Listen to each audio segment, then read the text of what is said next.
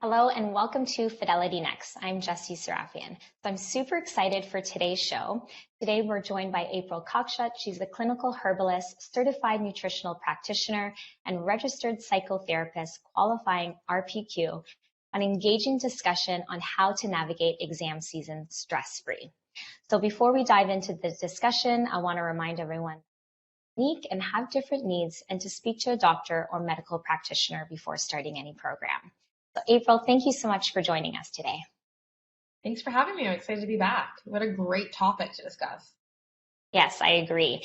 So welcome to our show. So for our viewers who are meeting you for the first time, can you tell us a little bit about yourself and how you started Zen and Tonic?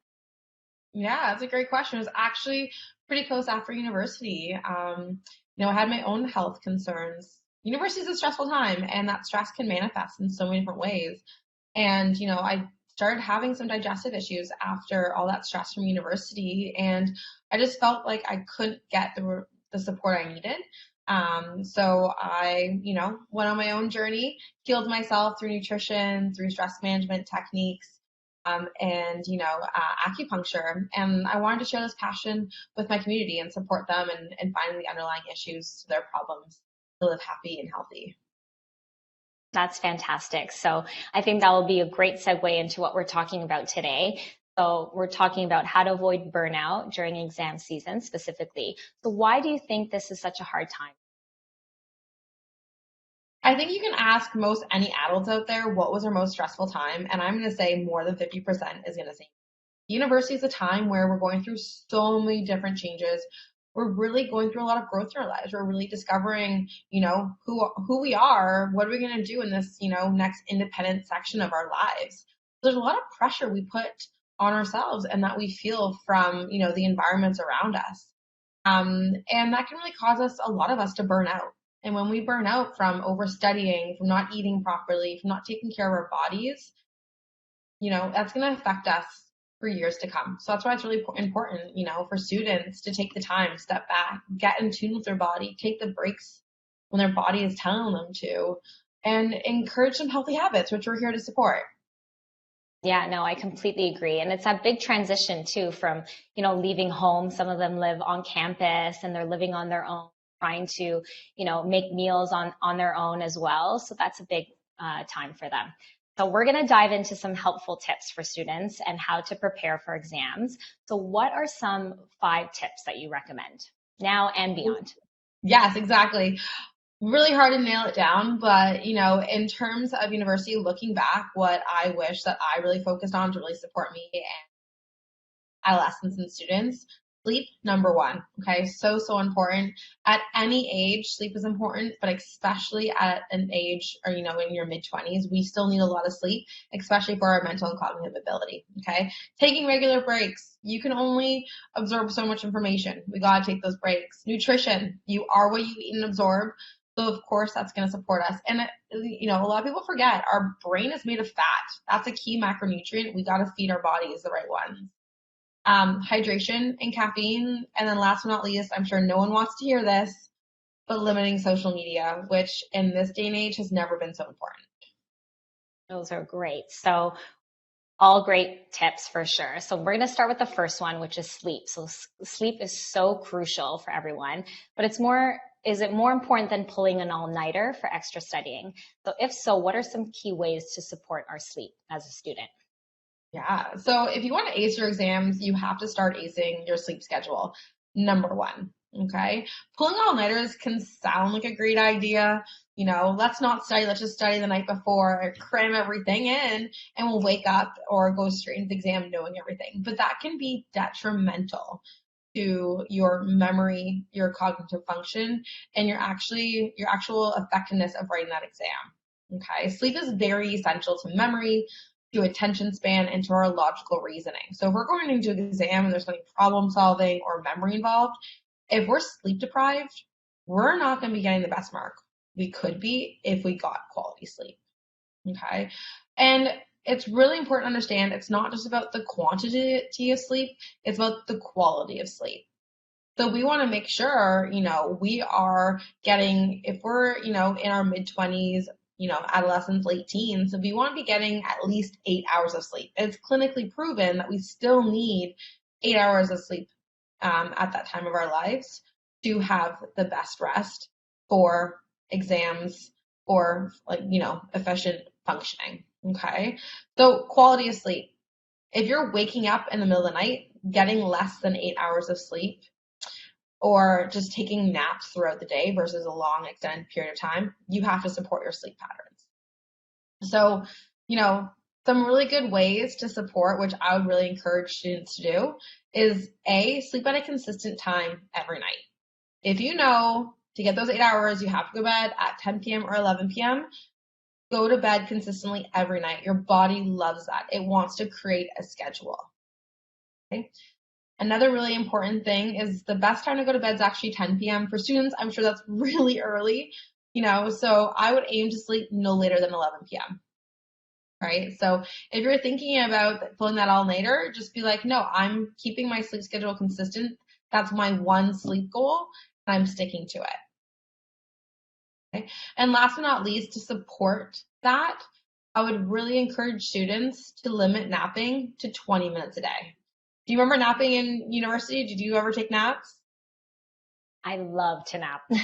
Love, but 20 minutes seems so short. And then you put an alarm and then you're like, oh, I just want to sleep just 10 more minutes, just another 10 more minutes. So that can also make you groggy. 20 minutes is actually the perfect amount of time to, just allow your body to have a bit of that relaxation, that, take a bit of that stress off so that we can reset and then we can get back into studying fully alert and ready to absorb material. So I would say a nap between 5 to 20 minutes is the sweet spot. Any longer is going to affect your night sleep, and you probably won't be sleeping as long or be tired enough to fall asleep. Those are really good points. Not only sleep is important in the evening, taking breaks throughout the day to recharge is also a big one. How should we go about scheduling those breaks in throughout the day? Yeah. We can put so much pressure on ourselves to like, oh my gosh, the exam is tomorrow or it's in a couple days. I feel like I know nothing. I'm just going to cram all day long and put as much information in my mind as possible.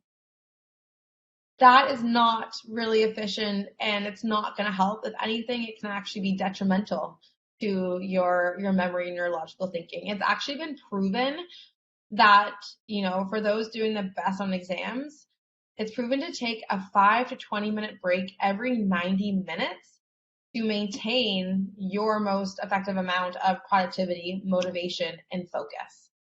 Okay. After 90 minutes, you kind of start, getting bored, or you get anxious or stressed, or your body's ability to actually store that memory, it starts decreasing. Okay. So instead of pushing through and studying and cramming for 3-4 hours on end, make sure you take a break, step away from that computer screen, step away from that textbook, and go do something that's telling your body, hey, you're no longer stressed about studying, you're safe, let's take a break, let's release those healthy, happy energy hormones like dopamine, and let's reset. Okay, so very important. And I would say for students, just like sleep, make a plan. Right? So before you enter that exam season, create a plan of, okay, I'm going to study this subject for 90 minutes, and then I'm going to take a break and make those breaks productive. Okay. We talked about napping. That's something. Remember, keep it at less than 20. But other things, consider other activities. This is where, what do you do that makes, you have pleasure in the day or to have fun? Engage that, right? Again, that's going to release those feel good, happy hormones. One of the best things, research has proven it, exercise and the outdoors. Mother Nature, oh my gosh, it provides sunshine and vitamin D, fresh air, and it really allows us to feel calm and relax. Okay. Another thing during this, break time, avoid electronics. Okay. I know that's so hard, but yes, digital detox. Leave your phone, leave your computer. Oh my gosh, you're on it all the time studying anyways. Make that break productive. And you know what? To help with scheduling your breaks, use your computer or use your phone. Put an alarm on your phone. And use an alarm not only to tell yourself to take a break, but also to remind yourself, hey, it's been 20 minutes. That's a long enough break. Let's get back to studying. Okay, so there's some key tips on how to schedule an effective break and also the reasons why we must take it. Yeah, those are really, really helpful. And I completely agree. Putting a timer, setting those in, putting it in your schedule. And I remind people too all the time, put it in your calendar. Even it's just 5-10 minutes of getting up, stretching the body, moving the body, or even just, centering yourself, closing the eyes, doing a deep meditation or breathing exercise can really recharge the body. And then you can get on to that next. So now let's talk. Yeah. I was just saying it's also a great habit to set moving forward because I know, even when I'm working with adult clients, they forget to take those breaks in the day and their work day. So setting this in university is not going to only just help you for exam season, it's also going to create healthy habits moving forward into your future careers. Absolutely. Yeah, I completely agree. So now let's talk about the food we eat. So how does nutrition factor into our studying mode? Yeah. Oh my gosh, nutrition. We could probably take hours to talk about this. But I don't know. I often hear, I don't have time for a meal. I don't have time to eat. I have to study. I got to cram. I can suppress my hunger. Instead, I'm going to go read that textbook or take all those notes. What happens usually is that results in us grabbing quick fixes. And most often those quick fixes are not very supportive to powering the brain, to supporting extended periods of studying. They're usually going to be quick fixes high in sugar. Okay. Now, sugar is great fuel. It's great fuel for athletes when we're burning that glucose and we're running as fast as we can. It's not the best for our brain, which is made predominantly of fat, and we want to keep our sugar levels and stress levels low. Okay. So sugar, I would say, is counterproductive and is the number one thing I would say to avoid during exam season. When we consume sugar, we get this rush of energy, and then what happens is our body eats it up very quickly, and then we hit this kind of like crash and we get really tired. So when we consume sugar, we're going to have these kind of peaks and valleys of energy, which is not going to be very, conducive to having prolonged energy. Okay, so instead, what I would suggest is just like your breaks, schedule in mealtime. Make sure you have your main meals of the day. Schedule in that breakfast, so important. Schedule in that lunch, take a break, step away from studying, and schedule that dinner. Main meals are going to be high in those foods that we need to support that cognitive ability, that brain health. That's going to be mainly protein and fat. Okay. Main meals also are fairly low in sugar, right? And we have some good carbohydrates, some sweet potatoes, some rice, some quinoa. That's all fine, but it's not predominantly sugar. Okay. So that is what I would say, in regards to nutrition to support that exam season. Focus on those main meals and, try to reduce that sugar intake as much as possible. Great. So what do you think is a typical, I know some students tend to grab like quick grab and go meals or a quick grab and go sandwich. So what are some like easy breakfast alternatives or tips that you suggest? Like easy breakfast, easy lunch, easy dinner that incorporates all of those healthy fats. That's a great question because again, we're a bit stressed. We're focusing on those studies, not on food. So something just like oatmeal, right? Have some oatmeal, throw some berries on top, right? Super, super simple. Another thing, a smoothie, right? Add some protein powder to that smoothie, add some greens, add some berries, blend it up. I found that was a really big go-to for me. And then I could bring it with me wherever I was studying, right? And even if I'm not starving, a lot of, students, they wake up feeling a bit nauseous. And oftentimes that's because we're actually really stressed in the morning. We wake up and we're like, oh my gosh, I have so much to do today. And oftentimes what happens is we go in that fight or flight mode and our body's like, I'm feeling a bit nauseous. I don't want to eat anything. And that's a sign that we have to, relax in the morning, take some time to ourselves, but also our body also needs support dealing with that stress. So we do need to eat something. And I find a smoothie is something, especially for students that, I can sip on that in the morning. It's not too overwhelming.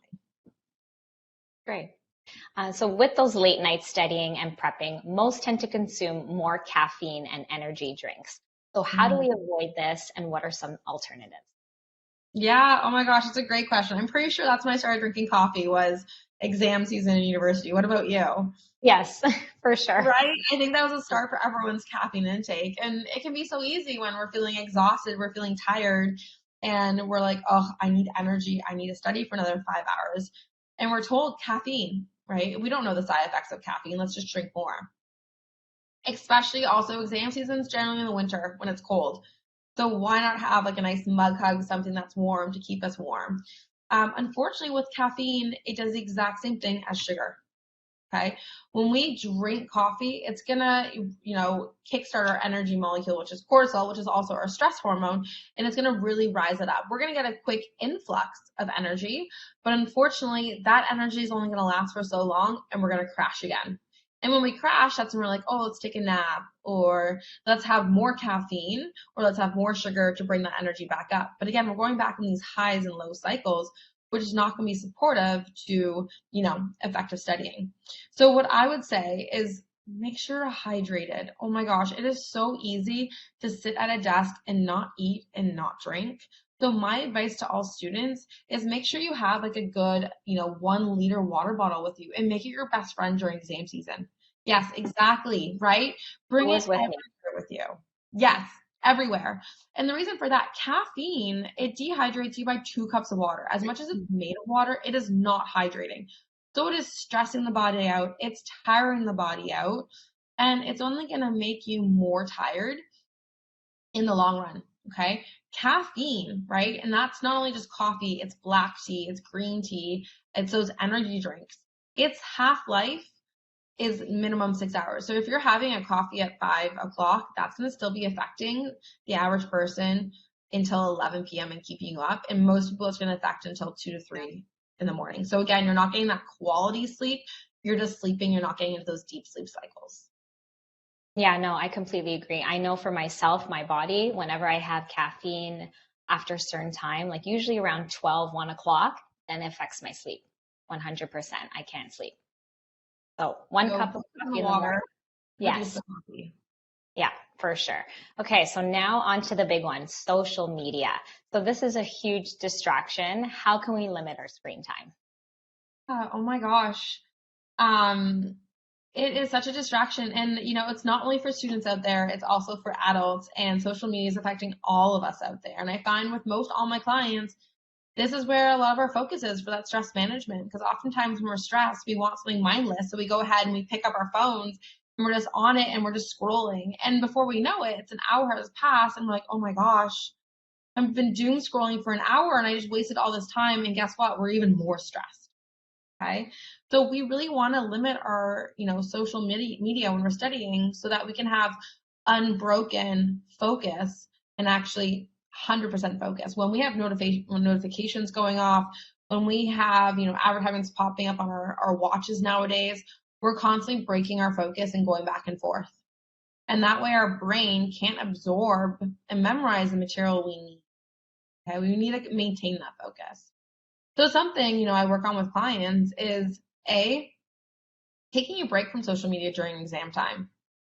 If you actually sit down and you look at your screen time, oh my gosh, you're going to be wowed by how much time you spend on your phone and how much time you spend on Instagram and TikTok and Snapchat. I don't even know. There's so many out there. I can only imagine how many hours people are actually spending on them and we don't even know.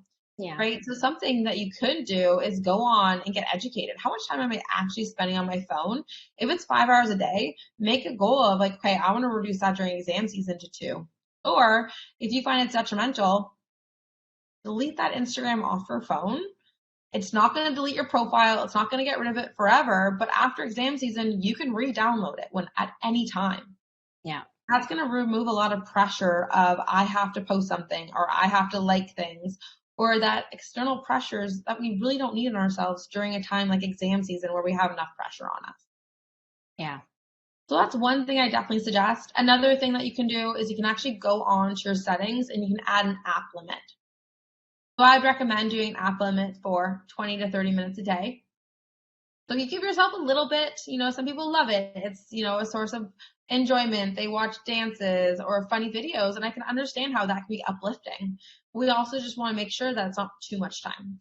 So Yeah. setting app limits can be a really great idea, just as a nice friendly reminder that, oh, used up your 20 to 30 minutes of your social media usage. That's enough for today. Okay. I think that's a great idea. And also another great idea, have your study space. Okay. Have this phone on do not disturb and put it somewhere else. Go put it in the cupboard in the kitchen, leave it in your apartment. We don't always have to have our phone on us. I didn't have a phone until I think I was like 19. I survived. I was Yeah. just fine. Yeah. But understanding that right now we use our phones a lot as protection, or there's almost a source of separation anxiety from it. And understanding you are okay without your phone and allowing yourself to be okay without your phone is really going to support, again, your mental focus. If we know our phone's there and we're waiting on someone to message us, or waiting on an email, or waiting on a TikTok or an Instagram story, our focus is still going to be a little bit on it because it's right there. Our body, our mind knows it's there, but out of sight, out of mind is so helpful. Yes, I completely agree. And that really stuck with me is especially right before going to bed, we tend to scroll on our phones, and sometimes we'll see something that maybe is not uplifting or happy. And then we close our phone and then our mind just kind of goes there and then it turns into a nightmare or a dream and it keeps us up at night. So I think it's so important to, put that phone away, put it in a different room, as you said, and that's helped me. I now like read before bed, and I find that I'm having some really good sleeps because of that. I'm not looking at my phone right before I fall asleep. I think that's definitely a big one for sure.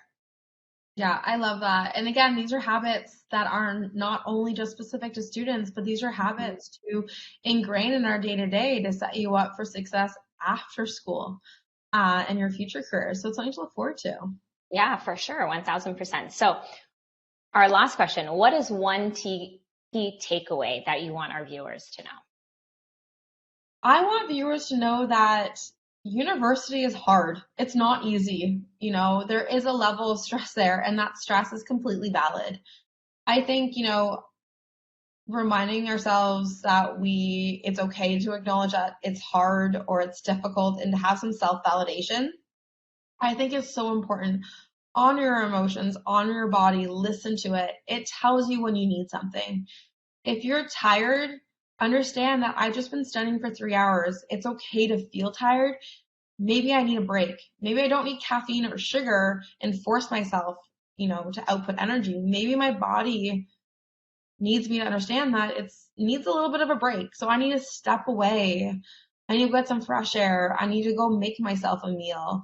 I need to go take a quick power nap because that's what my body needs right now to then go ahead and study as effectively as I can so I can do well in my test, which is my ultimate goal. Check in with yourself. You are the priority and understand that. And I think that's a really great mindset to have and foster that in university. So again, after university, you keep that same mindset. I love that. That's so true. So check in with yourself. You are in control. So thank you, April, for joining us. And I wish everyone best of luck on their exams and beyond 2024. So thank you, and we'll see you next time. Good luck.